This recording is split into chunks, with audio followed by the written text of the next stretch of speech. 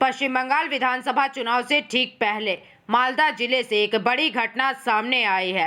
Police ने नाका checking के दौरान पूर्व कांग्रेस विधायक मुस्ताकिन आलम के रिश्तेदारों की गाड़ी से एक 7 mm पिस्तौल बरामद की है तथा इस मामले में पुलिस ने गाड़ी में सवार 6 युवकों को भी गिरफ्तार कर लिया है, जिससे इलाके में राजनीतिक तनाव बढ़ गया है।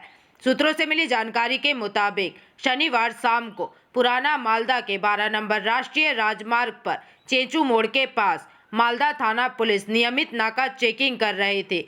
इसी दौरान एक स्कॉर्पियो गाड़ी को रोककर तलाशी ली गई तो गाड़ी की अगली डिक्की से लोडेड पिस्तौल बरामद हुई। पुलिस ने तुरंत कार्रवाई करते हुए गाड़ी को जब्त कर लिया और उसमें सवार 6 लोगों को हिरासत में ले लिया। गिरफ्तार युवक इंग्लिश बाजार के फूलबाड़ी और कमलाबाड़ी इलाके के रहने वाले बताए जा रहे हैं।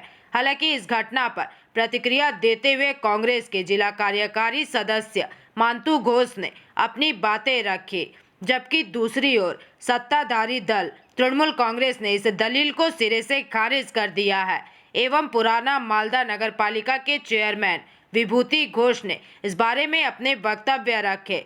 हालांकि पुलिस प्रशासन का कहना है कि गिरफ्तार किए गए सभी 6 आरोपियों को मालदा जिला अदालत में पेश किया गया है और पुलिस अब इस बात की जांच कर रही है कि चुनाव आचार संहिता लागू होने के बावजूद हथियार को जमा क्यों नहीं कराया गया था और उसे सार्वजनिक रूप से ले जाने के पीछे वास्तविक उद्देश्य क्या था। আমরা যতটা জানি যে নির্বাচন ঘোষণার পর নির্বাচন কমিশন একটা নির্দেশ দেন যে যাদের লাইসেন্সধারী আগ্নেয়াস্ত্র আছে সেগুলো সরকারের কাছে জমা করতে হয়, কিন্তু যার গাড়িটা বলা হচ্ছে WB66AN 399 মুত্তাকিন আলম, কিন্তু তিনি তো প্রাক্তন বিধায়ক ছিলেন মানিকচক বিধানসভা কেন্দ্রে এবং তার তো জানা দরকার যে তার লাইসেন্সধারী হোক আর লাইসেন্সধারী নিশ্চয়ই লাইসেন্স আছে, লাইসেন্সধারী হবে, কিন্তু লাইসেন্সধারী থাকলেও যার নামে তাকে সেই ইউজ করতে পারে, সেটা তার গাড়ি এবং সেই গাড়িতে অন্য মানুষ যাচ্ছিলেন, সেখানে একটা আগ্নেয়াস্ত্র পেয়েছেন। তবে আমার ধারণা এটা বাঞ্ছনীয় নয়, যেহেতু তিনি প্রাক্তন বিধায়ক ছিলেন। আমি এই ব্যাপারটা নিশ্চয়ই পুলিশ তদন্ত করে দেখবে যে এর পেছনে কি কারণ আছে। তাছাড়াও কংগ্রেস আর সেই পজিশনে নাই। আমাদের বিধানসভার যেরকম মোষবাথানি অঞ্চল কংগ্রেস এবং বিজেপি একসঙ্গে পঞ্চায়েত গঠন করেছে। পঞ্চায়েত সমিতি যেটা আমাদের আছেন বিজেপির সভাপতি সহসভাপতি বিজেপি দ্বারা পরিচালিত, সেখানেও কংগ্রেসের একজন পঞ্চায়েত সমিতির সদস্য অসিত নাম, তিনি সেখানকার কর্মদক্ষ আছেন। তাই আমরা মনে করি যে কংগ্রেস বিজেপি একটা বিশাল আঁতাত আছে আমাদের এই বিধানসভা কেন্দ্রে।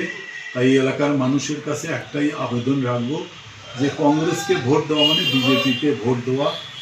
আপনাকে বলে রাখি যে আমি গতকাল খবরটা শুনেছি, আমাদের মালদা জেলা কংগ্রেসের সহসভাপতি তথা মানিকচকের কেন্দ্রের প্রাক্তন বিধায়ক মুস্তাকিন আলম সাহেবের গাড়িতে একটা আর্মস ধরা পড়েছে। আপনাদেরকে বলে রাখি যে গতকাল ওটা ওর নিজস্ব আর্মস এবং লাইসেন্সপ্রাপ্ত আর্মস। আপনারা সকলেই জানেন যে পরশু দিন লাস্ট ইফতার পার্টি ছিল, সে তখন তার গাড়ি থেকে যখন নামে তখন আর্মসটা তার গাড়িতে থেকে যায়। স্বাভাবিকভাবে আপনারা সকলেই জানেন যে কালকে মুসলিম ধর্মাবলম্বী মানুষদের ঈদ ছিল, সেই ঈদের সকালে তার গাড়ি নিয়ে তার পরিবারের লোকজনরা ঘুরতে বেরোয় এবং নারায়ণপুরে নাকা চেকিংয়ের পয়েন্টে তার আর্মসটা ধরা পড়ে। মালদা থানার পুলিশ সেটাকে রিকভারি করে রাখে এবং আপনাদেরকে বলে রাখি সেটা সম্পূর্ণ যারা বলছে যে বেআইনি, হ্যাঁ ওটা তার লাইসেন্সপ্রাপ্ত আর্মস এবং আইনের পথে চলবে, কোর্ট তদন্ত করবে এবং প্রকৃতপক্ষে সামনে চলে আসবে।